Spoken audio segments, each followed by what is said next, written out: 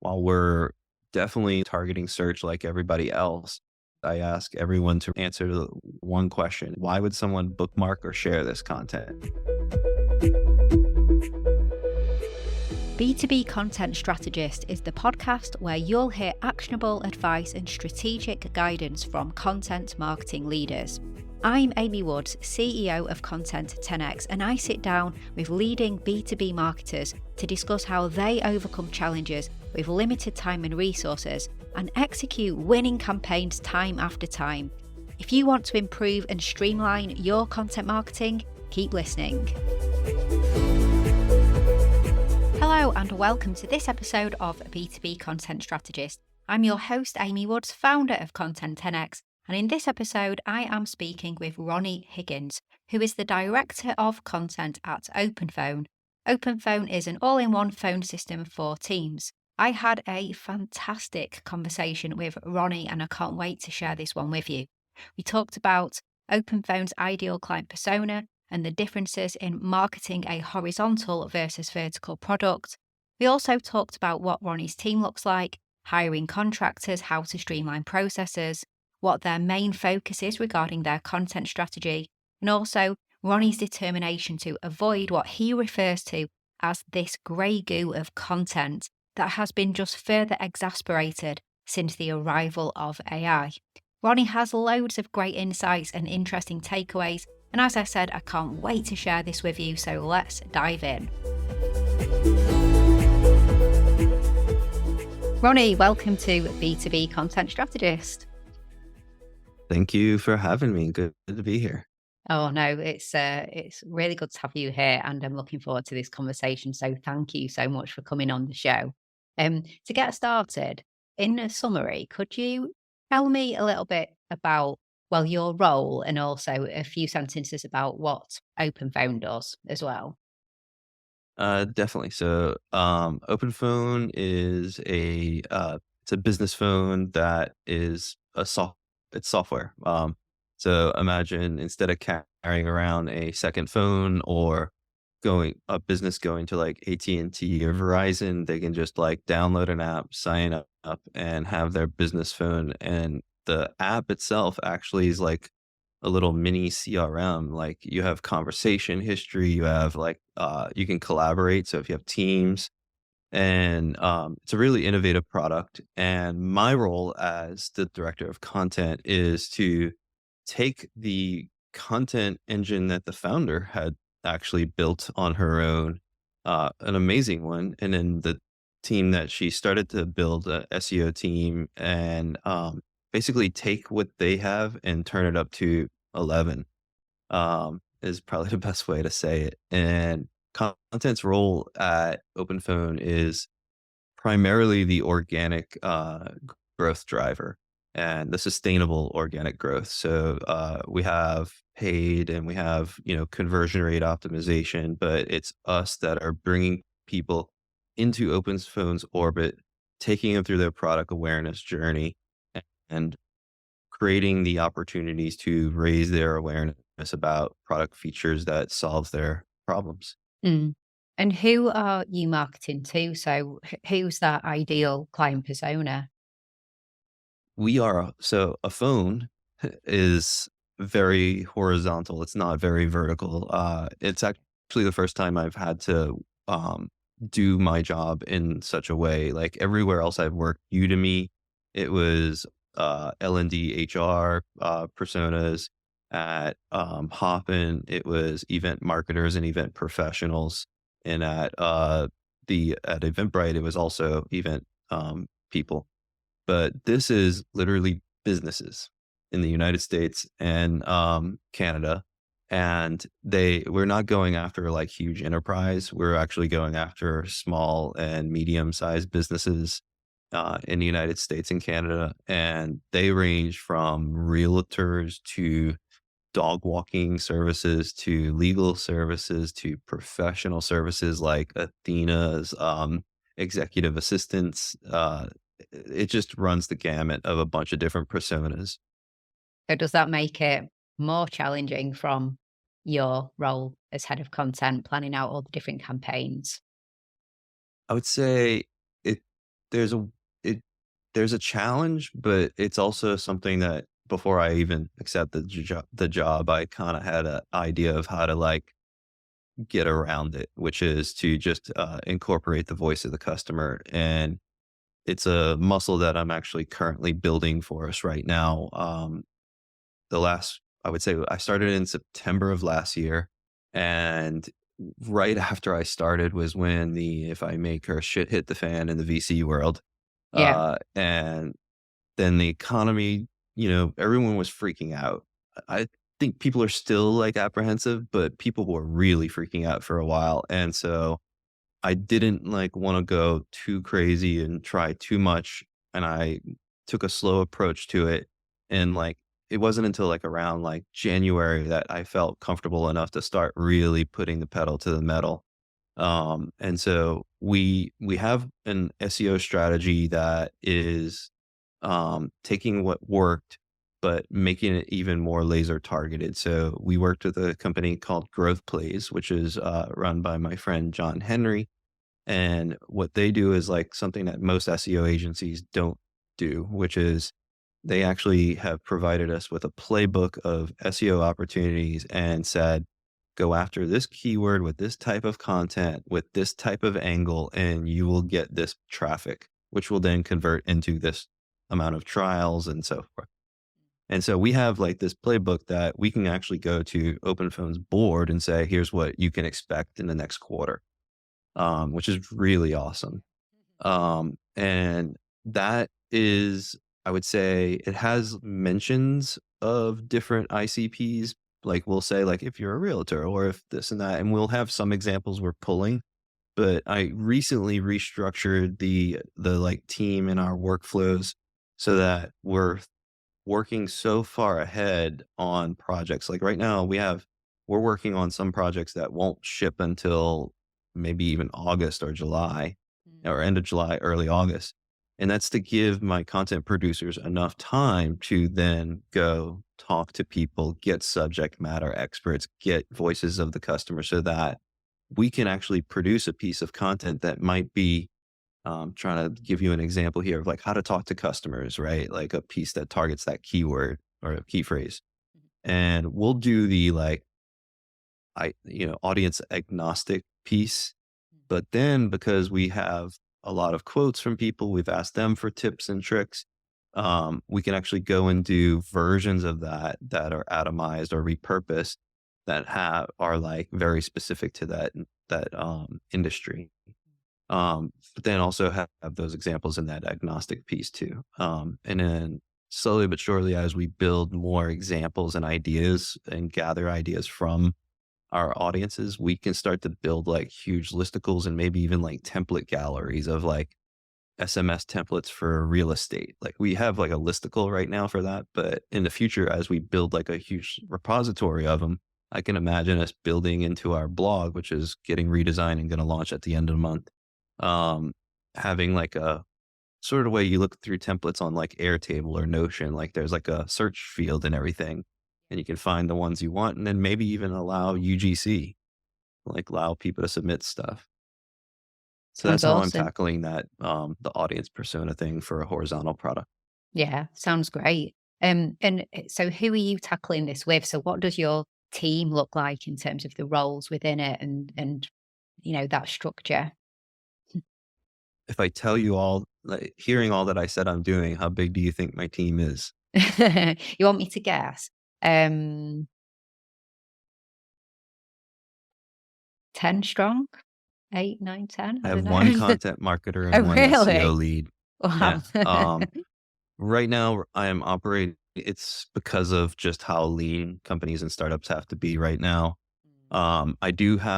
I have augmented the team with contractors, and I'm actually immediately after this interview going to be talking to someone about potentially joining as a contractor.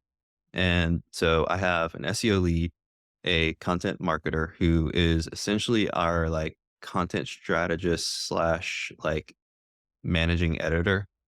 And then we're gonna have two content producers. We have one right now, and their whole job is to get all the material that we need for a piece of content. to write the brief, write the outline, and then hand it off to a pool of content writers that are contractors. And we're floating the idea right now, and even like in the midst of interviewing slash like testing out some potential contract editors to help us like just streamline things because it's the 3 month outlook of our calendar that we'll always have, but also just want to make sure that my content marketer and myself, like I'm reviewing every piece, but I want to be able to review every piece and have as little feedback as possible. Where right now I probably have like extensive notes on everything. Yeah, same here. You know, with what I do as well. So with there, obviously you said you're working with different contractors, as you mentioned. Are there specific aspects of the areas of content marketing that you're responsible for that you um, will always feel that that skill, that expertise, that kind of work we should keep in house, and then specifically these areas are always, you know, worth outsourcing, or not always, but they're the ones that you would consider to outsource? The one thing that I easily say outsource is case studies. We don't outsource them here. I'm actually the one doing them, doing the interviews, doing the like prep, and then even writing them right now. I not the ones that exist on the site now. I literally just took over this, Mhm.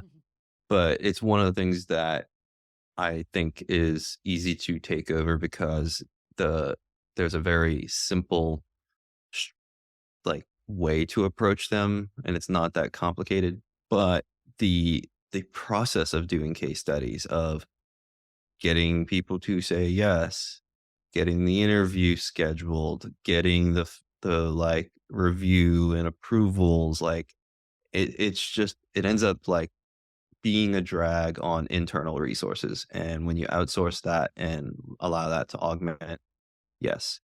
Writers, I've always used my entire like unless like I was writing stuff when I was writing stuff myself when I was at IC, I've always used writers, contract writers. And for me, that's because writing great content that is I hesitate to say high quality, but I mean the kind where like each paragraph has a thesis statement and the words like even if it's like 5,000 words and it says on the thing it takes 25 minutes to read, like you read it in 15 minutes because it's just like butter the way like the words come together.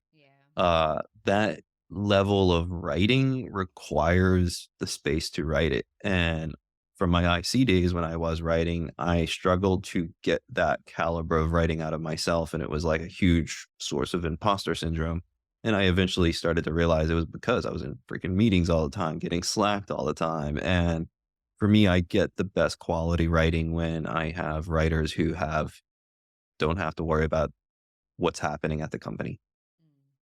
Mm. So that's like the other thing I think about outsourcing. And with that, I don't like there's like I want to say it's like a common like philosophy to keep your product content in-house.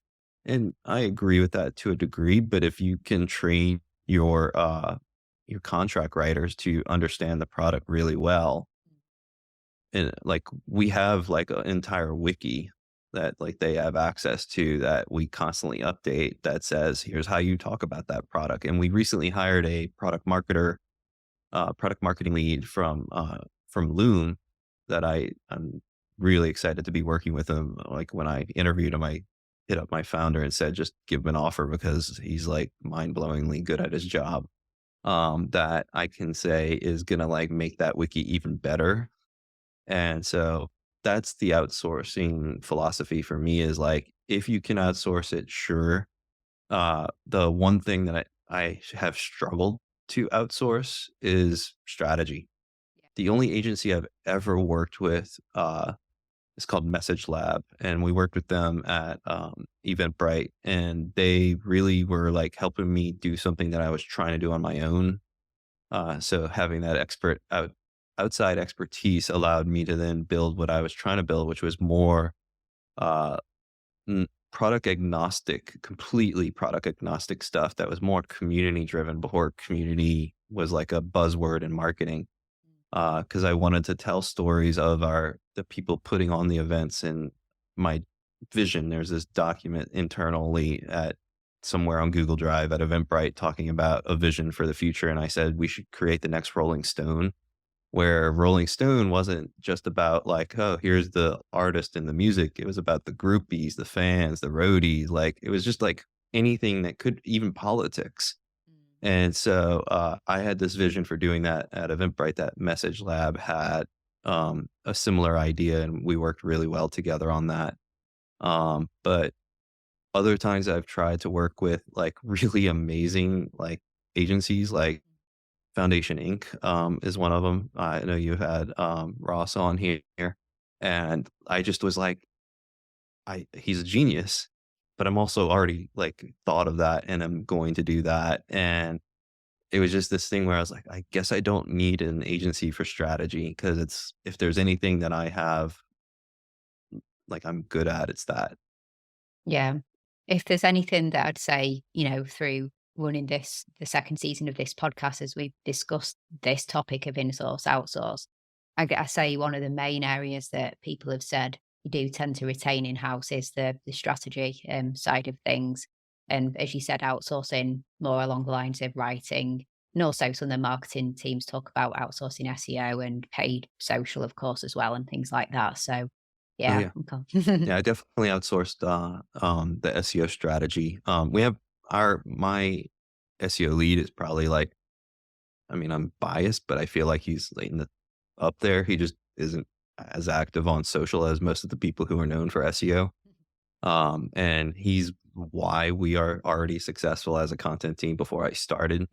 But we augmented it because he had a lot of the technical skills and everything else, and I just wanted to like almost amplify his skills with growth plays, and it's been a really great partnership there. Yeah, sounds like you've surrounded yourself and come in surrounded by some really awesome people, which is fantastic. Just a super quick break from this conversation to let you know that if you're a B2B technology or professional services company and you want help with streamlining your content operations, outsourcing your content repurposing is the number one way to produce more high quality content and boost your ROI without putting any more pressure on your team. In fact, it could save your team up to 30 hours per week. We offer content repurposing services for video and audio content. Whether you have a show or you're launching a brand new one, maybe you have an archive of awesome content, be it webinars or a virtual event, or you want help creating thought leadership content that we can repurpose, we've got you covered. Head to content10x.com to see how we can help you and start increasing your efficiency and the value you get from your content. Now back to the conversation. In terms of your overarching content strategy, so, obviously you've mentioned lots of different content that you work on, and the blog that you have is got lots of content on it. I've seen on LinkedIn, lots of upbeat content on LinkedIn. You're on TikTok, you've got YouTube content. What's the focus? So I guess like what are your current priorities with your content strategy? Right now, my number one priority is, um, how do I say this? Is I'm trying to make sure it doesn't sound like, oh, high quality content, because it's like such a weird phrase. And I agree with a lot of the backlash to it. But we have entered an age with AI, but really machine learning, Chat GPT, Jasper, all these tools that are like exasperating a trend that's been going on since 2018 of copycat content and sameness and this like gray goo of content. I've even had a friend who knows what I do, but is so far removed from it that I was surprised they understood it. Who said, you know, content marketers like you are ruining Google. And I was like, what do you mean? They said, I tried to Google something the other day and like I really just could not find the answer I was looking for because everything I searched for was so like was just basic information that I already knew. and no attempt to like amend or change the query helped him find the like more advanced information.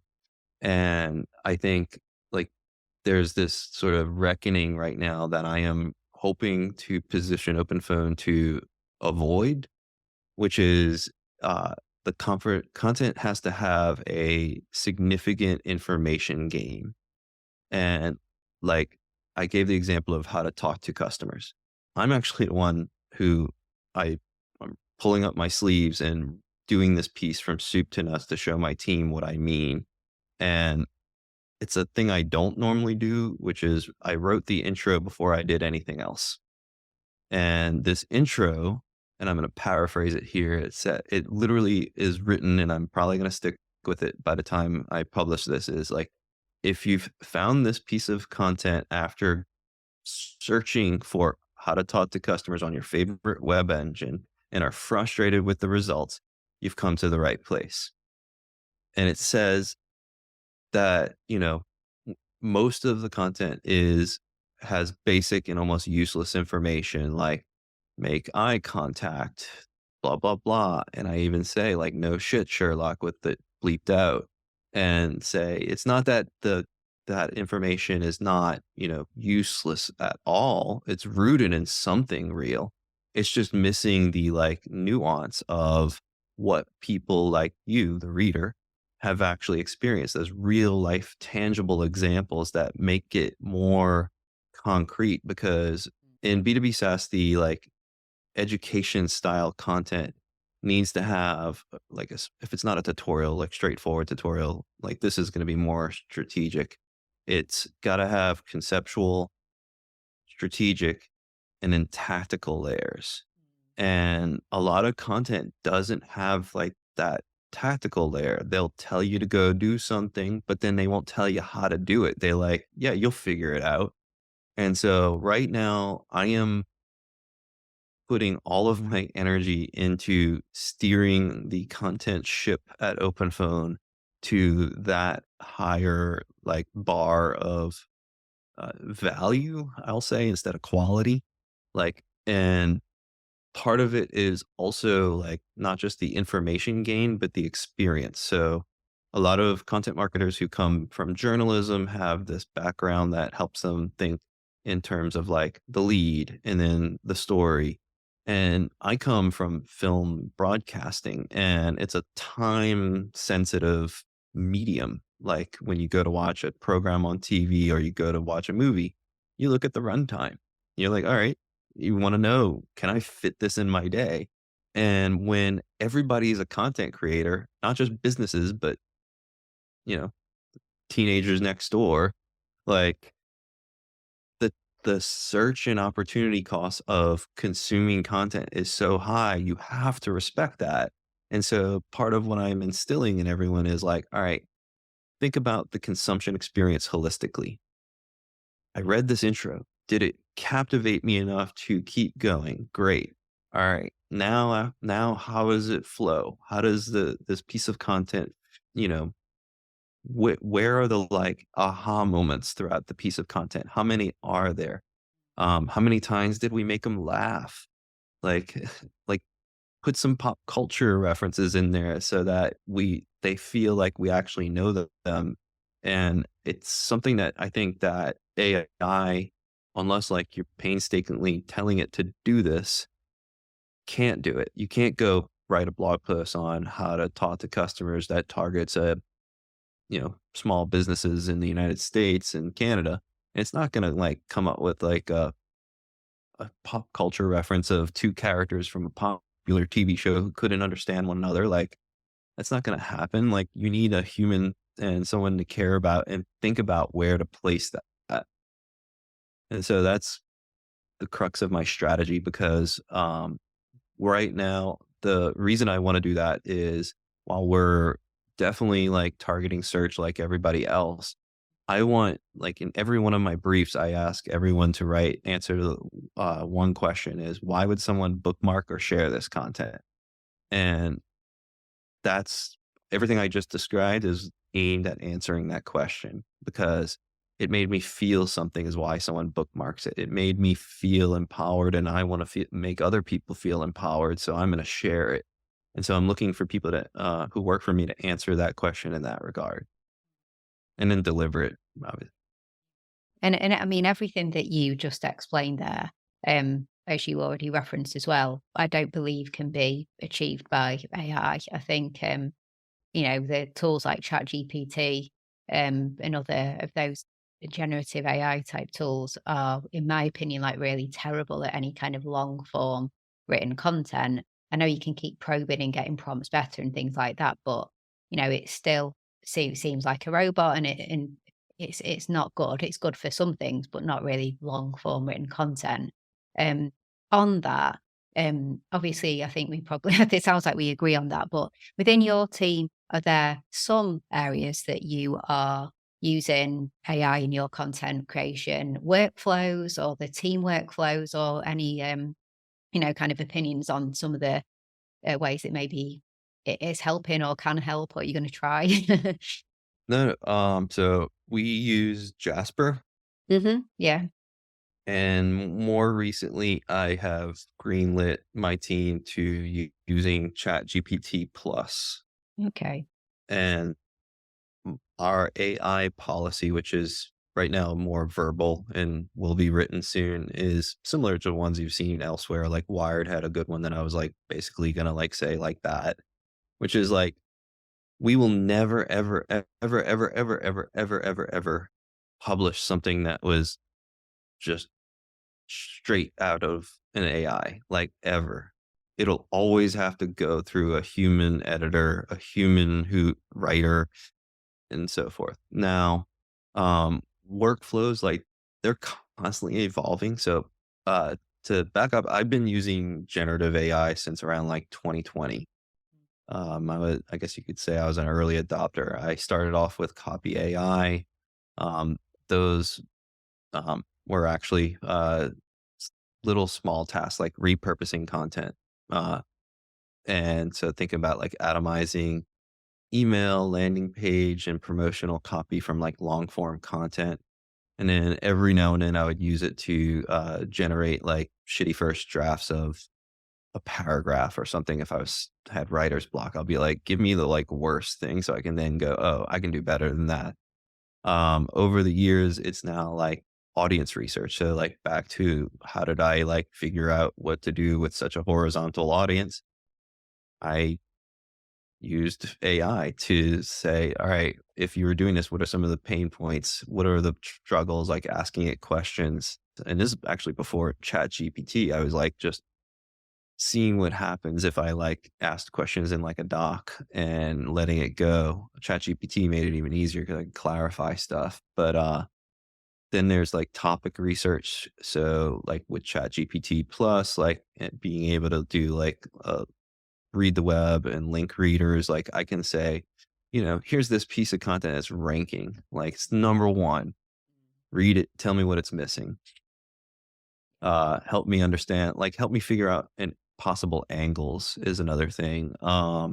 Next, I'd say content ideation. So like uh doing it's like doing keyword research, but more audience research. So like um, you are like, what is the day to day of this person and what are some of the tasks and jobs that they have to do? So I can then start thinking about not what are people searching for, but what are they doing in their day to day. So I can then tap into those experiences as I we're creating content. And then editorial feedback. So another AI tool that I use is Lex. And I don't know if you've used it. I can give you an invite if not. It's a really cool tool. And Nathan from Every who created it, he has this thing in there where you can actually have it provide feedback on a piece of content. And sometimes like what it'll do is like I'll my editing process is just skim or read the intro, skim the H2s, then go back and read it, and then what I'll do now is sometimes I'll throw it into Lex and I'll say, all right, what is Lex pointing at? Or sometimes I'll do my editorial feedback, then I'll do Lex and I'll say, all right, what did I miss? Is there something else like I should be thinking about?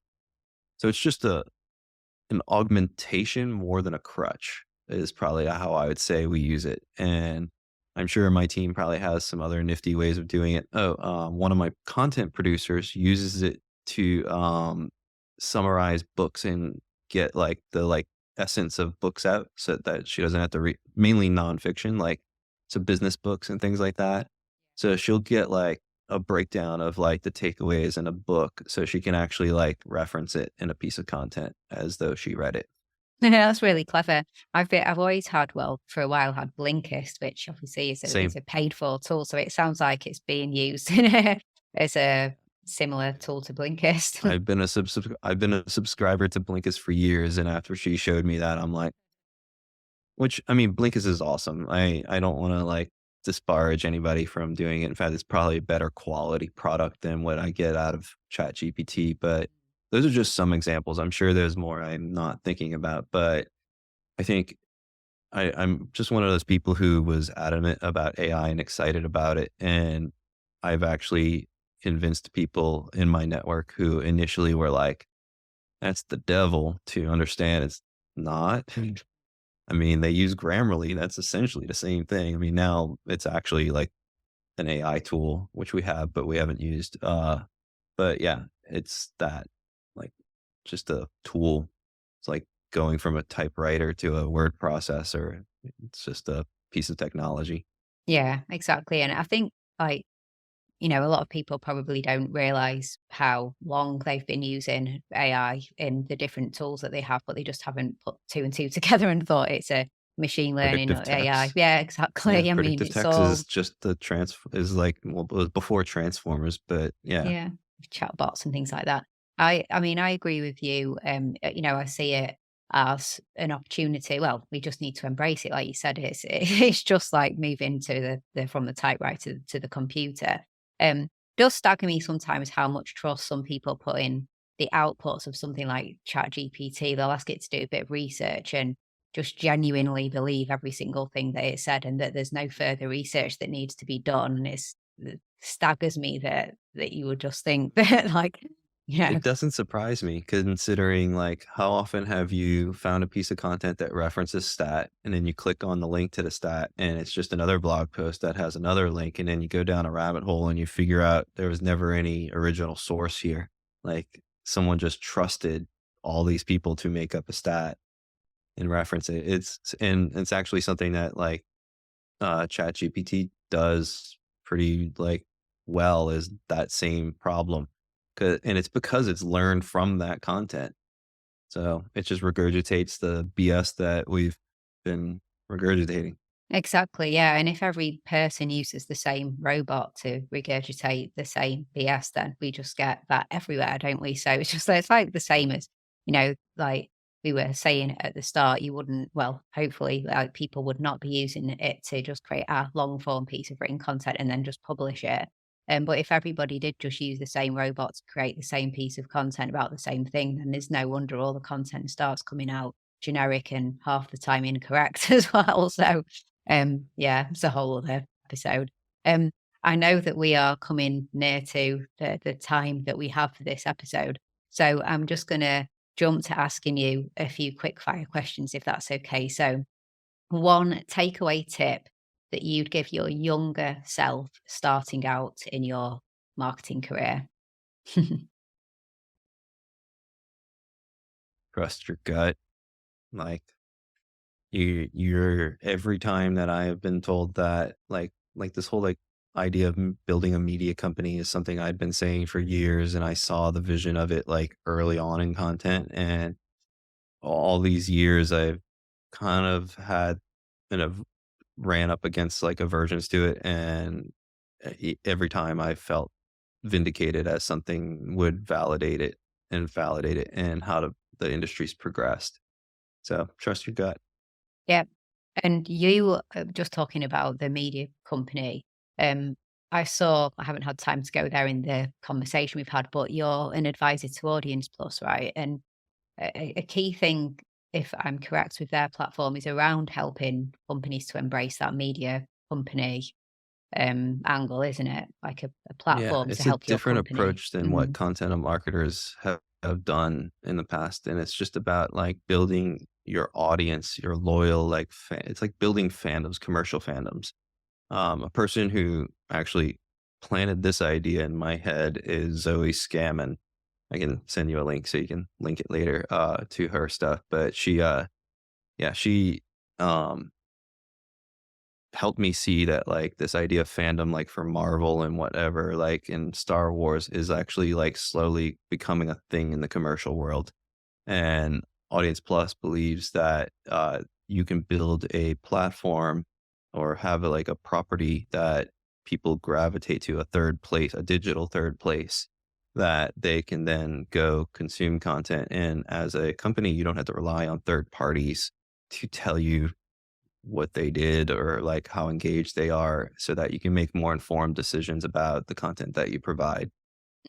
Find it really, really useful, and it's great to hear that these things are, are coming to the market. So Audience Plus have been following, what they've been doing in the platform and things like that. I just think it's super exciting, really, really interesting. And quite a few of our clients are doing exactly that, in terms of building side platforms that are the sort of media area and the fan area and the community area that's separate to their existing site. It's not just a blog on the site and some content on the website, it's something separate completely. So it's really interesting.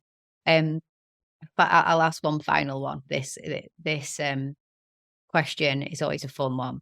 So if you could create any content for your organization, so any content at all for OpenPhone, with unlimited budget, unlimited resources, people have said reality TV shows, billboards in Times Square, primetime TV shows, what would you do?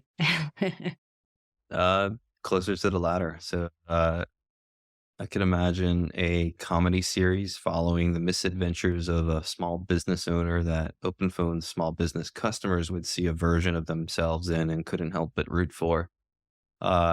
Think like imagine like Silicon Valley, the HBO show, but small business owners and operators instead of startup founders and venture capitalists. Like, I just think that would be fun. Like, they would just to see a character going through the things that probably like it would be like a release of their frustrations and all the things that they have to do because I definitely couldn't do it, all the things that they do. I absolutely love that. That's fantastic. Um, and you'd be able to repurpose that all over the platforms. Oh, And yeah, I'm already thinking, oh my God, that'd be so good. Absolutely love it. Right. I really appreciated speaking with you and your time and everything. It's been such a good conversation. I know everyone listening is going to have got so much value from this. Um, is there anywhere that you would like people to go? I'll put the links to your LinkedIn, etc. yeah. Of course, the company as well. But any other action or anything you'd like people to? Not right now. Soon, hopefully, we'll have some more things that in the pipeline. I'm working on a show right now, but don't want to give it too many details on that. And but yeah, Twitter, LinkedIn, just follow me there. Awesome. Well, thank you. Thank you so much. It's been an awesome conversation. So thanks, Ronnie. No problem. Thanks for listening to this episode of B2B Content Strategist. Do let me know what you thought of our conversation by getting in touch with me on social media. You'll find Content 10x on all the social platforms or search for Amy Woods, CEO of Content 10x on LinkedIn. To find out more about streamlining your content marketing processes and specifically about content repurposing, check out our website content10x.com, where you'll find information and resources that will help you achieve more with your content more efficiently. And if you're looking for a partner to outsource your content repurposing and distribution to, get in touch, as we offer a world-class, fully end-to-end done-for-you content repurposing service. Thanks again for listening to this episode, and I'll catch you in the next one.